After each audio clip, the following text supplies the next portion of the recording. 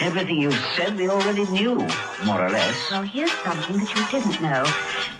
2 of those special atomic bombs haven't gone off.